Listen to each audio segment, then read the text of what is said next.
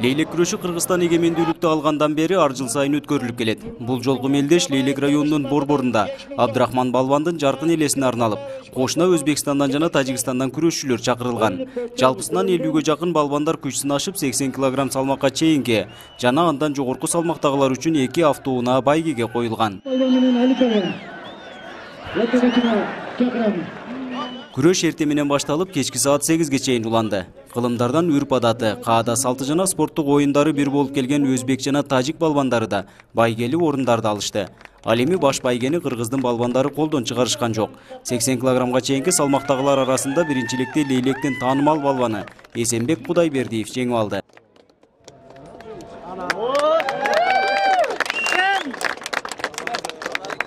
Коңшулас Өзбекстан, Тажикстан республикаларынан атага чыккан чемпион, Азия чемпион мир балдар келди. Күрөш өтө жогорку деңгээлде өтүп атат. Ошо 80 кг салмакта өзүмдүн эсим боюнча биринчи орунду алдым. Биринчи орунда финалда тажик балбан менен күрөштүм. Күрөш боюнча ийгиликтерди жаратып келген кыргыздын спортчуларын эл аралык деңгээлге чыгаруу максатында Leylek күрөшүнүн эрежелери өзгөртүлгөн.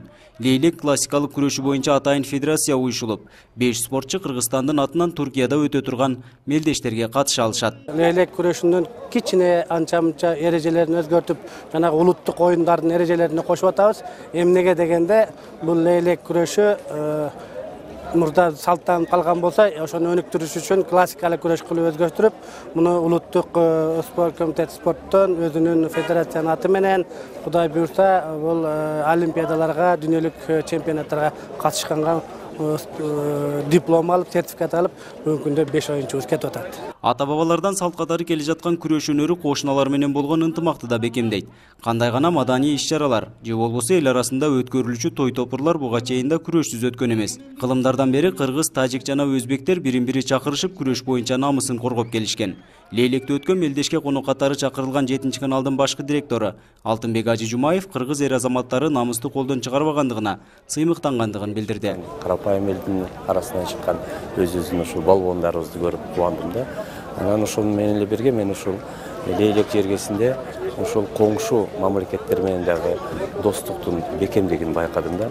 Ушул тажик, өзбек балбондары келип, аябагында активдүү катышып, бирок ошол өзүбүздүн жигиттер, өзүбүздүн балбондар биринчи орунду алып, байгени колдон чыгарбагандыгы дагы бир этмени ошол кубандырды, сыймыктандырды. Негизги өсүп келе жаткан жаш өспүрүмдөрдү ошол бир Абдрахманды өрнөк кылып, үйрөнүп, ушул биздин ыкмалар унутулбасын деп, жаштарды жакшы жашоого, сергек жашоого үгүттү.